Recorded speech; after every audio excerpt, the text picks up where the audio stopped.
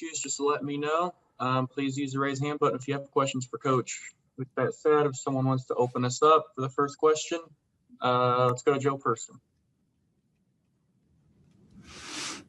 Hey, Matt, just hoping you could update us on Christian and then what was Eater's situation today also? Yeah, Eater practiced. He was limited as he comes back from being on the COVID reserve list, but he was out there. He practiced and practiced well. Christian, as we said, did not practice. So, he's rehabbing and remains to be seen where exactly he is with regard to that thigh. Do you have a sense on whether he'll be available Sunday? I'm going to monitor it. I at this time I do not expect him to play, but I'll continue to monitor it. No one knows their body better than Christian, so I'll wait to see how the rehab goes. Let's go to Josh Klein for the next question. Not to belabor the Christian point, but was he in the building today or did he stay home? Yes, he was in the building. And as these guys come off theoretically, if some of them were able to come off the list, are you comfortable with them playing if they haven't practiced that are on the COVID list? Just what I said to Elena yesterday. I'll take each one as it comes. I'll see how they're feeling. I'll see their, physical, conditioning. Greg came off yesterday. Yetur comes off today. So I think I'll just take each one on a case by case basis if they come off. All right, I don't see any other hands raised. Let's go to Phil Orban. Hey, Coach, I've got one. I understanding you can't really get into the when and where and how exactly. The league said the spike in positives came from an outside gathering, but then there was also a report today from Pro Football Talk that some of this could be linked to the trip to Minnesota. Do you have any kind of clarity? I mean, again, not understanding you can't go into specifics, but just any sort of clarity you can provide. Yeah, that's my understanding. I don't feel real comfortable going beyond that. But that is my understanding. Is there any concern moving forward with regard to travel? Any additional precautions or beyond that? I think the league protocols and the way that we're doing things are as stringent and as safe as we can possibly be. This is a virus. To put it in perspective, and I don't want to be ominous, but as I said to the team today, there were more Americans died last Thursday than died during Pearl Harbor in one day. So I think the league has done an amazing job, as has the teams of handling. It's a virus. It's not like it's something that's passed willingly. It's so I think we're doing the best we can. And when you see the impact on the country and on the people that we care and love about and the people that we don't know, it puts all that in perspective and, really, really makes me not want to be flippant, with anything that I say. So I think the league protocols, that Dr. Sills and his team have done all that they can possibly do. And I know we're trying to do all that we can possibly do to live up to that. Let's go to David Newton for the next question, and then Jonathan Alexander. Hey, man, I got a couple of things. I wanted to be clear. Is your understanding that part of the problem is coming from the trip to Minnesota? Yeah, I answered that. That's my understanding. Okay, I just want to make sure, because there were two parts to that question: the trip outside of the gathering and that, and also you seem to spend a lot of time today talking to the team before they got into practice after we left. Any particular message there that you can share? I just shared a little bit about really what I said. I shared a little bit about me and some of the thoughts that are on my mind. And I'll share them with you. As I said, there's my wife's getting involved in this, this community thing here in Charlotte. and there's a community center that doesn't have what it normally has because of the way COVID's affecting our society. And there's kids that are going in to do their virtual learning in community centers because the schools are closed. And there's one teacher, one community service, one community center worker working with 40 kids.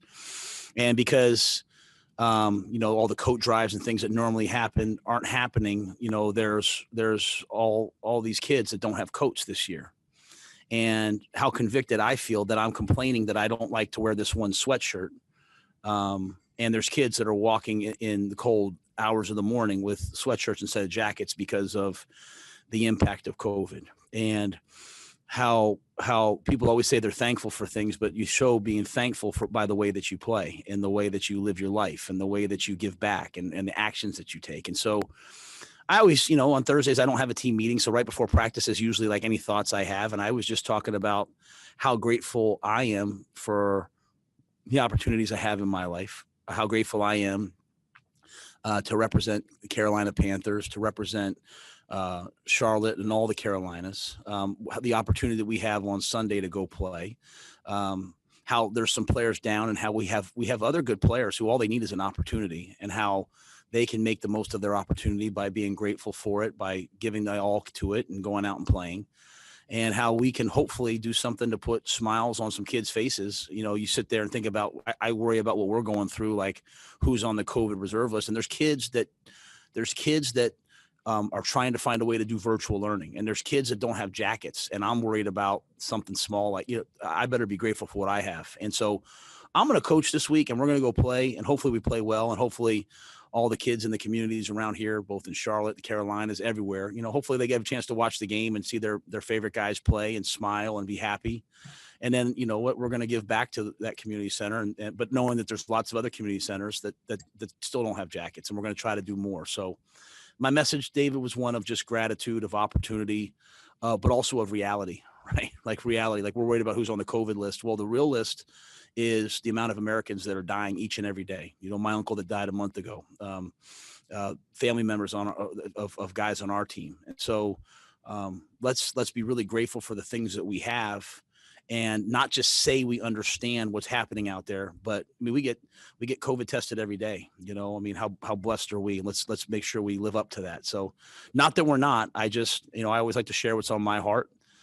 If it makes sense, great. Sometimes it's the ramblings of a madman, it is what it is, but that's how I felt today. And I shared it. And I really like where our team is at heading into this weekend. Thanks for sharing that. Hey, man, I hope you're doing well. I don't know if it did, and you may have said this a few weeks ago when it happened, but, how did the death of your uncle kind of change your perspective, if it did at all, on what's going on? And here again, I don't want to make things too much about me, because, we have players that have had loved ones die, and they've had to, go to the funeral and come right back, the same day, so they can so I want to make sure the story's always our players. But in terms of my uncle, he was a great man, and he was a special guy, and he was in the Pennsylvania High School Football Coaches Hall of Fame, and he's been to everywhere. He's always followed me around and watched me coach, and I know how much he would have liked to have seen me coach for the National Football League. And he died, the week before our first game, and so that was that was difficult, but also a celebration of, I'm not where I am if it weren't for him and many others. So how it affected me with regards to this disease is it brings it home, right? I turn on the news at night, I see lots of stories, all those different things, but you see how someone could be alive and well one moment, and this virus hits, even though they've done everything right, the virus hits, and all of a sudden their lives lost, and the carnage that this virus is,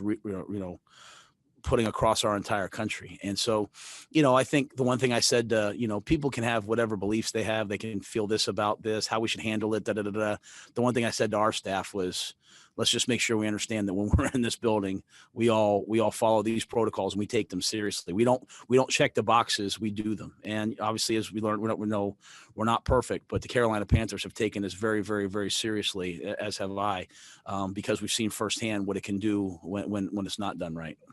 So do you at all, and I'm not trying to get you to call anybody out or anything like that, but do you at all take it personally when, I guess, somebody has a slip up under you? No. I think we're all human. We're in unprecedented times, and we're all trying to do the best that we can. All right, let's go to Joe Person, followed by Will Kunkel. Yeah. Hey, Matt. Jonathan kind of asked what I was going to, but I mean, in light of everything you just said and the importance of this and the seriousness of it, was there a disappointment, when you hadn't heard about the gathering during the bye week? Yeah, I'm not going to talk too much about it because I don't think anybody really knows everything that happened, and I don't want to comment on that. Anything I say, really, I keep in house. That being said, we have amazing men on this team who give back to the community, who try to do a lot of things right. I always try to find the good in everything that happens. We have great people. And the guys, if anyone did do something, that was against a protocol, that'll be dealt with by the team and the league and all those different things. But make no mistake, the guys on that list are guys that I really respect and value. And, if you looked at everything in my life, you'd find a lot of wrong things. I'm sure that's true for all of us. So, I know the guys on our team are doing the best they can, and I respect them for it. If something happens, we'll handle it internally. Hey, Matt, Will with Fox 46. Kind of two questions here. One on COVID still. Have any players, because of the recent outbreak, expressed interest or lack of interest in continuing this season that have talked to you about it? I think you guys know me to know I probably wouldn't. I wouldn't say if they have, but I haven't really had anything like that. No. Okay. And just from a football standpoint, how difficult is it right now to prepare for the Broncos with, the guys that are out right now and just dealing with other injuries as well? We have good players, and the guys we have can play well. We would love to have. We'd love to have everyone on our team, everyone we started the season with. We'd love to have them available, but this is a year of a lot of different adversity and injuries, and guys have stepped up. And this Sunday is a tremendous opportunity for a lot of players to get an opportunity to play and play in different roles and show what they can do. And so I know that I walk into this game with complete and total confidence in our guys. We've had a great week, and whoever goes out there will play to our standard. The Broncos are an outstanding team. They dealt with a unique situation 2 weeks ago, and I know I look up to Coach Fangio. He's a Pennsylvania guy. I know he'll have his team ready to play. I'm just trying to do my part as a coach to be ready and make sure the team is ready. So yeah, is it less than ideal? But that's this league, and you know what? We're learning as an organization how to adapt each and every week, and nothing really shakes us. I think the team's been unflappable, and we'll attack this week the same way. Let's go to Phil Orban and then Josh Klein. Yeah, Matt, I don't want to keep bringing this up, but you were pretty, I guess, passionate, in your defensive players. Did you maybe resent a little bit how all this has been characterized this week, and maybe, like you said, people not really understanding exactly what happened and kind of jumping on the idea that this was a gathering outside and kind of seizing on that little nugget? Yeah, and I want to make it clear. I'm not passionate in my defending of players. I'm passionate in my understanding of who they are and what they do. I'm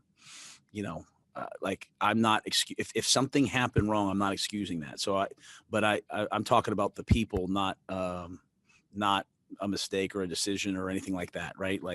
So I want to make that very clear. I'm not okaying if we did something that's outside the protocol, I would never okay that. Okay, what I'm saying is we have really good people here and really good players, and I want to make sure that these players always know that I stand for them and stand up for them. But if we make a mistake, I don't stand up for that behavior. That's a very, very important distinction. And I don't. Again, I don't want to comment too much on what's been said about our guys. I just can comment on who they are and the ways that they give back and the people that they are. Matt, this kind of goes along with what we've been talking about for the past few minutes. You guys nominated Shaq Thompson for the Walter Payton Man of the Year award. What have you, obviously, on the field, we know what you've seen from him, but off the field, your interactions with him, just kind of your feeling about him as a leader of this team and as a man, and how much he's done off the field? Well, I love who Shaq Thompson is as a man. I love who he is as a father.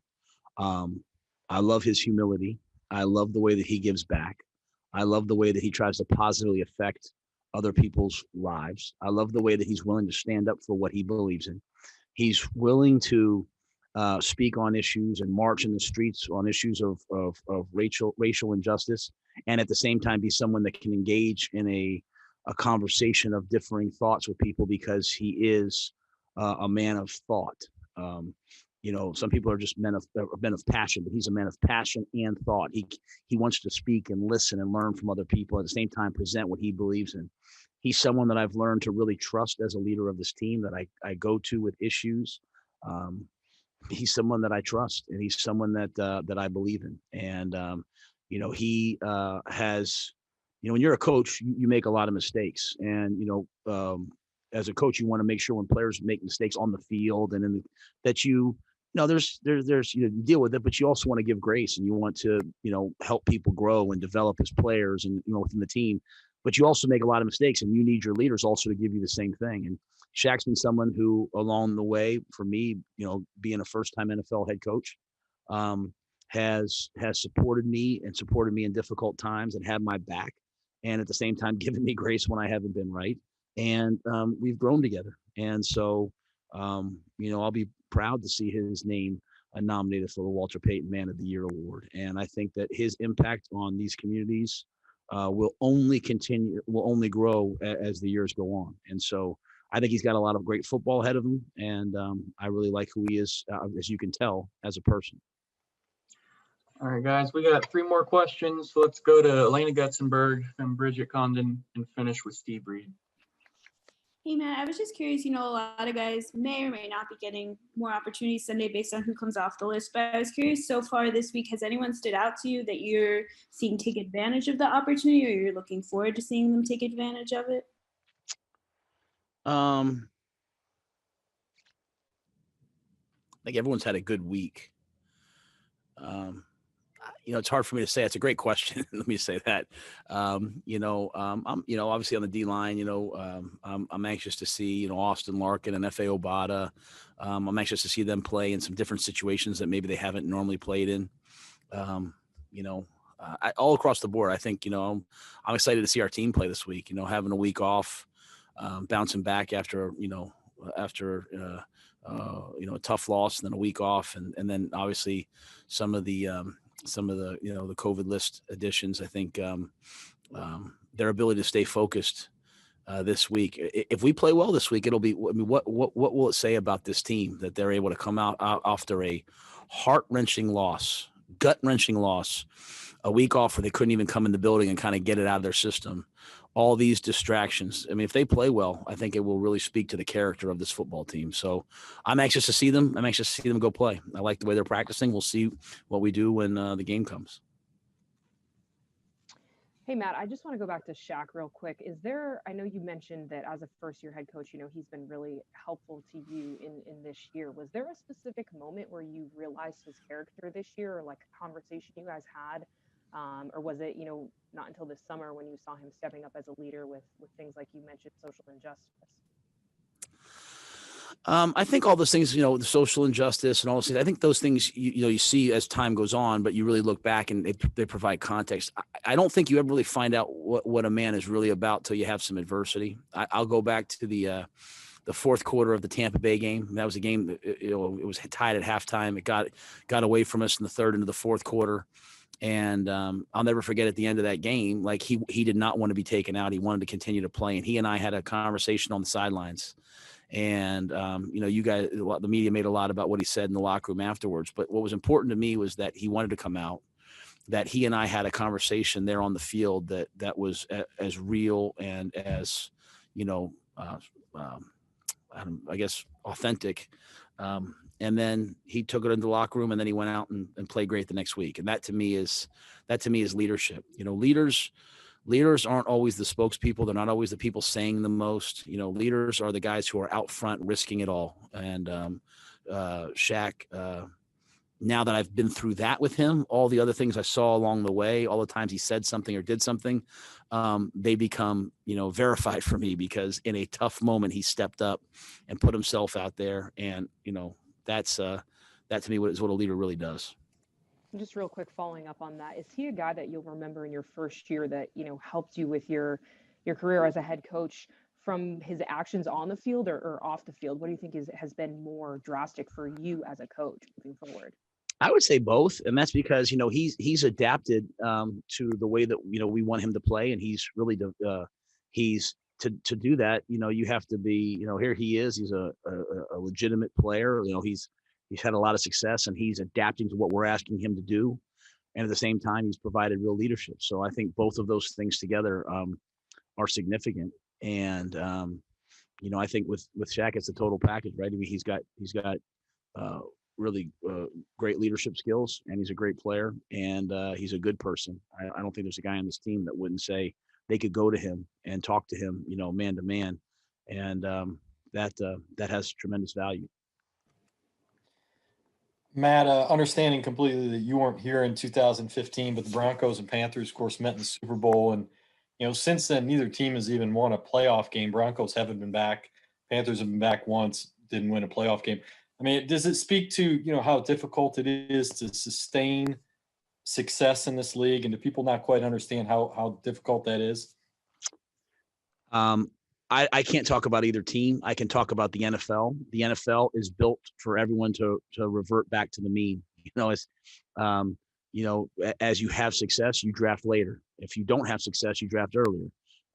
If you have success, you have a harder schedule. If you don't have success, you have an easier schedule. The NFL is a league that's trying, systematically to pull everyone to 8-8 and have parity. So the good teams, try consistently to try to go up above 8-8 to, be playoff teams consistently. And the process tries to pull you down. So that's just the NFL. It's difficult. And that's why we're trying to build a team that's built on the right things, that has no dysfunction, that has no, there's no internal issues, that's built on a very clear philosophy and foundation that is throughout the board. So if you have that alignment, if you have that, that philosophy from top to bottom, you have a chance, and only a chance, but you have a chance to win consistently year after year. But it's really harder to do, and it's really hard to do for most teams. But we do see some teams have been able to do it. And so that's what we're methodically, that's the word I like to use, methodically and relentlessly trying to build right now. And I like where we're headed. All right, guys, we're going to let Coach go. Coach, we appreciate it.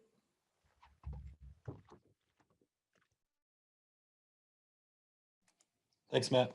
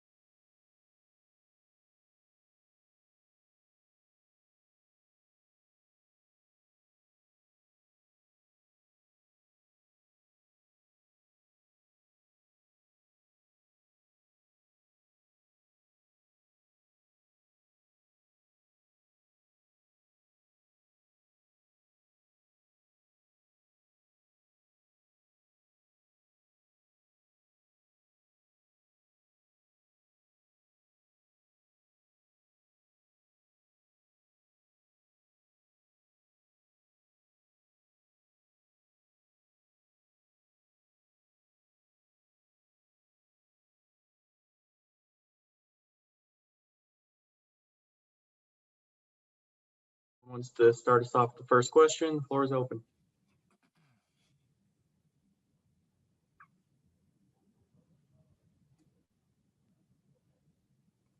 Anyone have a question for Robbie? Hey, Robbie, Vashti here with Carolina Blitz. I'm just curious how you spent your bye week, and did you go home, visit friends, or What'd you do during your bye week? I just went down to my home in Florida for like a day, see my mom and chill my girlfriend. Just go down there real quick. But honestly, it wasn't a normal bye because what's going on in the world and, obviously having to be cautious because of COVID and having to report here every day and test. So I really just sat back and chilled for real just to, stay out the way. Let's go to Darren Gant and then Will Kunkel. Robbie, could you just speak to the unusual situation of being out on the practice field this week without DJ, without Curtis, and not knowing exactly when or if those two guys might be back, and how do you adjust to that in this stage of the season? Man, I've been bored. I've been kind of bored out there without them. I ain't really been talking too much at practice. I miss them, but I just been, preparing. I prepare the same way, not really no different with or without them, So I still attack my approach the same way and, attack the game the same way, everything from that aspect. But it's been a little boring without my boys out there. Hey, Robbie, Will Kunkel here with Fox 46. Matt mentioned what it would show about you guys if you were able to come back and win, play well on Sunday after a devastating loss in Minnesota. So how much did that kind of basically just suck having to have that in your mouth the extra week because of the bye week, and how anxious are you just to get out there? Yeah, I mean, it was a long bye. I personally would have preferred not to have a bye, especially due to the conditions of not being able to do much. I would have rather just, honestly been here working and had a game last week than take a break. So especially coming off a loss, it probably would have felt a little bit better, obviously, if we did win. But, I'm ready to get out there Sunday and, get us back in the winning column. Let's go to Josh Klein for the next question, followed by Joe Person. Hey, Robbie, if I can ask you kind of a general football question, how do you deal with when coverage is rolled your way and like double teams in general? I mean, me personally, to me, is I treat it like a non-factor. So I feel like when I'm out there, it's me and the ball, and I don't try and really. I feel like only me could stop me. That's how I approach the game. Obviously certain coverages, routes around a little different things like that, but I don't really pay that too much mind because I feel like I'm in control. Robbie, you mentioned kind of being bored. Have you seen anything out of guys like Farrow or Zielstra or even Markin this week that kind of makes you optimistic at all? Oh, I mean, I think they've always been good, solid players, and due to the circumstances, they might get their opportunity to display that. But I see them putting in a little extra work, just to prepare themselves and tune up a little bit more. But they are who they are, and I believe they are good players and work hard. So they get the opportunity. I think that it'll speak for itself. Well, does this week, did you sort of figure that this was going to happen at some point to every team this season? I mean, the Broncos a couple of weeks ago had to use the practice squad receiver at quarterback. Did you think that this was inevitable? No, I mean, me personally, I'm a big believer in kind of like what you think is kind of what tends to happen. So I never really put those thoughts into my head, and I didn't really kind of look at the situation from that aspect. Obviously I know that the tough situation about it is that it's like you can't detect. It's not like it's a car accident where you could kind of see it coming and things like that. Like nobody really is able to like pinpoint where they caught it, how they caught it. But the crazy thing about it is that everybody's kind of responsible for everybody else. So it's just it's a tough situation. I mean, globally. So I would always hope that it didn't, but we all knew what we were kind of signing up for coming into the season, and we knew that was a factor. Let's go to Elena Getzenberg for the next question. Hey, Robbie, I was just curious, we didn't really get to talk to you after that Minnesota game. I know it was coming off a loss, but was scoring a touchdown, after that long period apart, was that exciting for you or felt like a long time coming? Yeah, it felt like I haven't scored a touchdown in a long time. It was fun. It was fun to get back in the end zone, honestly. But yeah, it has been a long time. Was that frustrating? I mean, how do you kind of deal with those lulls in scoring? Nah, I mean, it is what it is. Sometimes, I mean, this probably at this point, my rookie year, I think I had like 2 touchdowns my rookie year. But I mean, as long as I feel like I'm contributing and doing what I can, there's been a lot of games where I didn't score touchdowns, but I put us in position to win. It's a team sport, so I know what comes with it. So as long as I'm playing my role and points are being scored and we win, that's my biggest concern. Let's go to Jonathan Alexander for the next question, followed by Luke Litton. Hey, Robbie, hope you're doing well, man. Thanks. I hope I can ask you a weird question. So, Brian Burns, talks about, him being a dancer and, he's a South Florida guy and talks about South Florida dancing. I'm just wondering, does his dance moves represent South Florida well? I never seen him dance. Never seen him? The only thing I ever seen him do was the little Spider-Man thing. I never seen him dance though, so I can't really say. But I asked him about that, but I never saw that firsthand. You seen Curtis's dance moves? Curtis, Mm-hmm. yeah, he do all type of stuff. Hey, Robbie, Luke Liddon here with W from One News 2. I'm just curious to know what your mindset is with only a handful of games left in the season. Does that change, or is your mindset the same every single game of the season, no matter where you are in the standings or where you are in the season? I'm curious what that's like for you.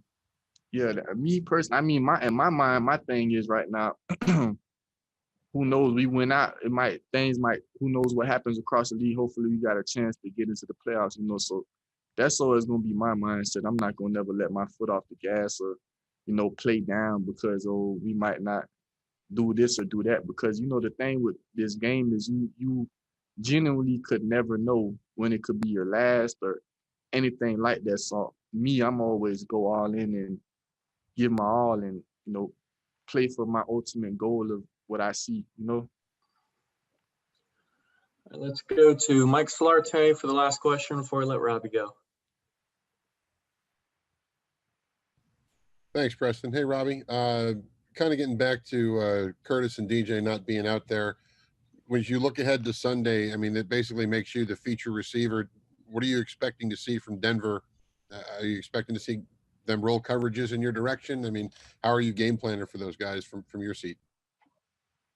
I mean,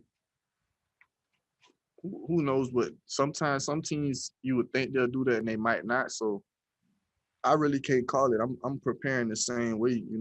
I think that we got some things drawn up for both situations. So I'm gonna just go out there and play my game, take it a play at a time, and just make happen what I can.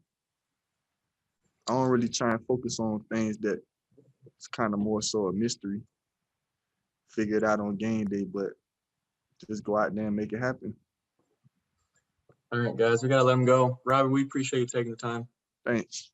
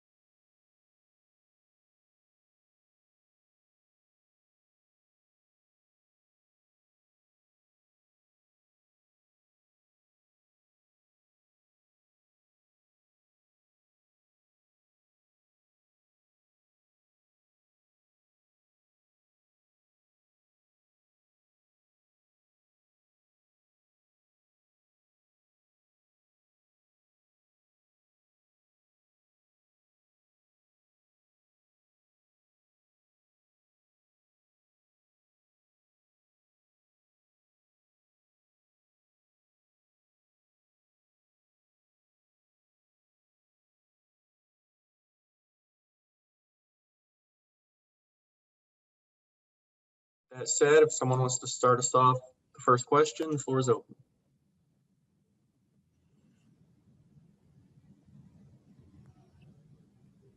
Go ahead, Mike. Thanks, Preston. Hey, Matt. Familiar looking team across the field for you guys this week. Obviously, you had some pretty good memories of when you were there, but how different do they look to you on film compared to when you played there? It's interesting how I don't know, kind of how defense changes over the course of the years, and the kind of like the ebbs and flows of what becomes popular is what most defenses run. So they kind of like, when I was there early on, it's really kind of a similar style defense, and they switched. So it kind of came back to what they ran when I was first. And obviously it's different coordinator. Vic Fangio wasn't there early on, but they're kind of, as far as like formationally and stuff, they do a lot of similar things as to what they did early on in my career. So it's kind of interesting how that changes. But yeah, it's an attacking front. They work hard. They fly around. They fly into the ball. They're a good defense.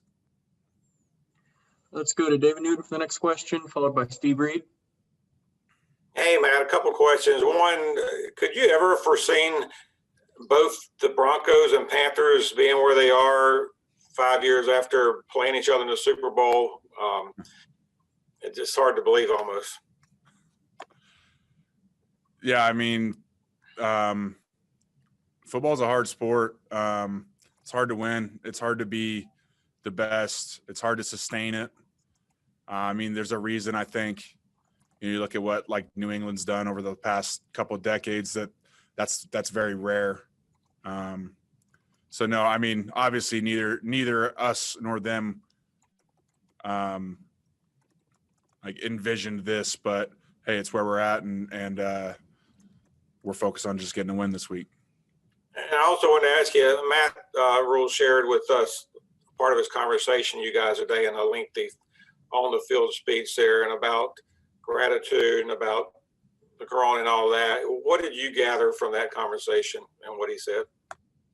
Oh, I mean, I think I just echo what he said. It's there's a lot going on in this world with the pandemic, and I mean, there's suffering and struggling all over the place, and just we're very blessed in what we're doing, and the fact that we're able to play still, and we're very lucky, and it's it's absolutely something to be thankful for.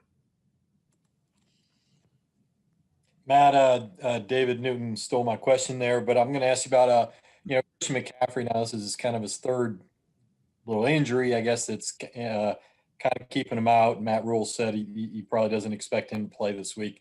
I mean, have you talked to Christian, and what's kind of the mood with him? And I guess you got to feel bad for the guy at this point. Yeah, I mean, it just seems unlucky, and it's not what he envisions. It's not what anyone envisions. But Christian's doing everything he can to get back and get playing, and no one's himself probably more than anyone else excited about it. But he's going to get back. He's going to do everything he can and get back. Go to Jonathan Alexander for the next question. Hey, Matt, I hope you're doing well. You probably haven't had to go up directly against him in practice much, but I'm wondering from an offensive lineman's perspective, how difficult is it to go up against a player like Brian Burns based on maybe what you've seen? Yeah. Well, he's so elusive and quick. You're right. I haven't gone up against him. I mean, probably I count the number of times on one hand, but and he's so shifty, and it's like, I mean, when people can move it's hard to explain when people can move their shoulders like that, and their lower body is still turning. So they confuse you with how their upper body is moving and turning while their low body is still able to be at a full sprint. Like, it's very hard, and it's very hard to block that properly as an O lineman. I mean, there's guys that can do that type of stuff across the league, like Vaughn and guys like that. When it's very rare that people can like maintain that full speed while the rest of their body can be in all these contortions, and then they can plant on a dime and spin. It's just very rare. So he's very good at that. Let's go to Joe Person for the next question. Matt, when you're retired and hanging out with your kids 20 years from now, how will you describe to them what this season was like? I don't know, man. It probably just like, it was a lot of change. I think the biggest change was probably like the fans, not able to have the fans in the stands. So that's probably the biggest change. But, the protocols are the protocols, and it's not as convenient as it is in a normal year, but it is what it is. I don't think, as far as like, I think there's obvious changes all over the place, but I don't feel like that. Like it's been a massive like shock to what I do every day. Obviously there are the things that we're doing, and but I would say the biggest change for us has been the lack of the fans. I really wish that we could have them here, but we got to do the rights, whatever the protocols and stuff. And this week in particular, Matt, was this just sort of you guys' time in the barrel? I mean, did you figure that this would be sort of inevitable for every team at some? Yeah, I don't know. I feel like it's a virus we still don't really understand all that much, and it just kind of happens. I feel like for the most part we've been pretty good, lucky most of the year compared to some of those teams that have really had to adjust some things. And but it is what it is, and we got some guys down with it, but hope they are able to heal and recover, and that's really the important thing. All right, guys, that's going to do it. Matt, we appreciate you stopping by. Yep. Thank you.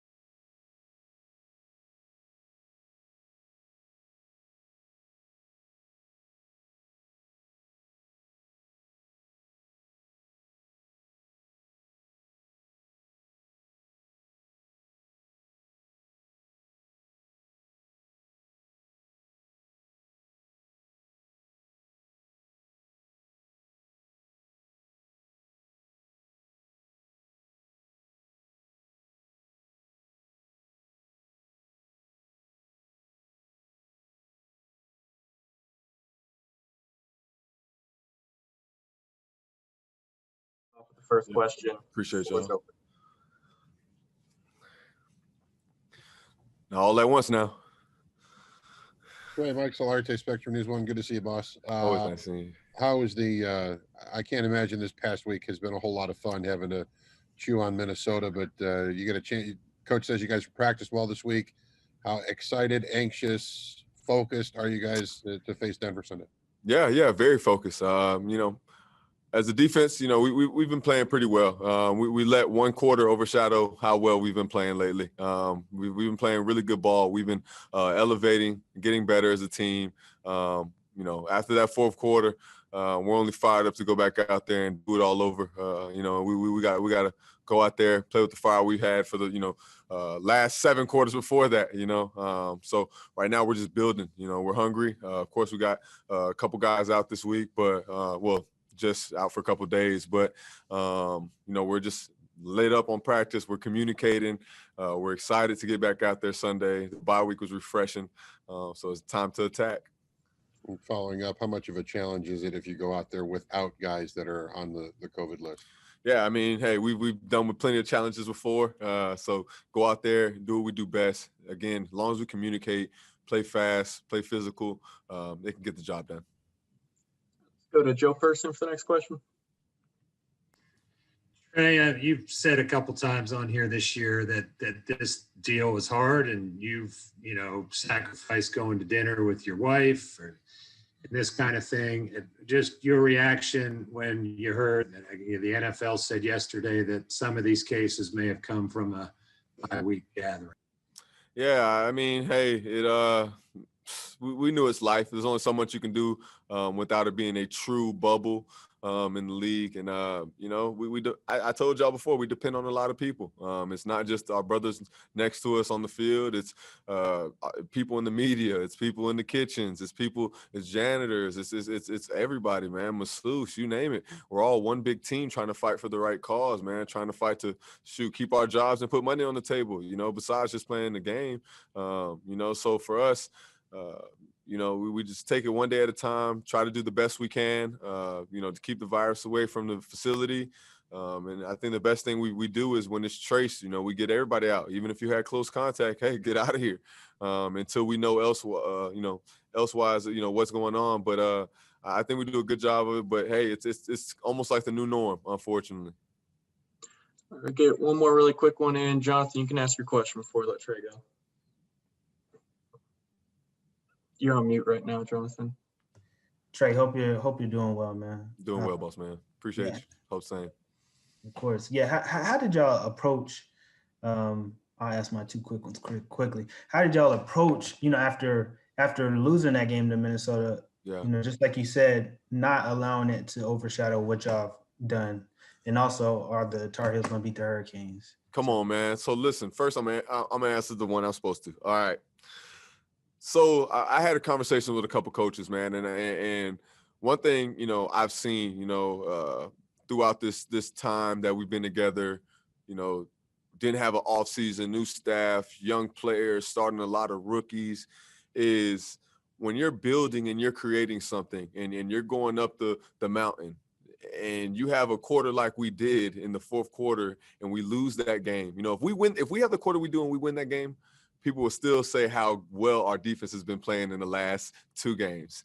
And you can't let that overshadow guys, because when you have a young team and young in our brand, you have to allow them to understand that you're going in the right direction. We will have bumps. We'll hit a cliff that the rock falls a little bit, but we just got to hold on and keep climbing, because I think we're ascending in the right direction. But when you have outsiders who are going to tell you, man, what happened? How can you do this? And it overshadows what you've built. And I think the foundation that we've built is strong. If you allow outsiders to tell you that it's not a great building because you've only put up one wall, then you're going to be like, well, I'm done. This isn't good enough. But it's about stacking those bricks, brick by brick, game by game, taking those quarters in and understanding that we are getting better. And we will continue to ascend. We just got to continue to focus in, lock in, and play a full 4 quarters again, just like we did versus the Lions. All right, guys, we got to let Trey go. Trey, we appreciate it. No, I appreciate y'all. Thank y'all. Appreciate it. Media, it's going to do it for player availability. Thanks for joining.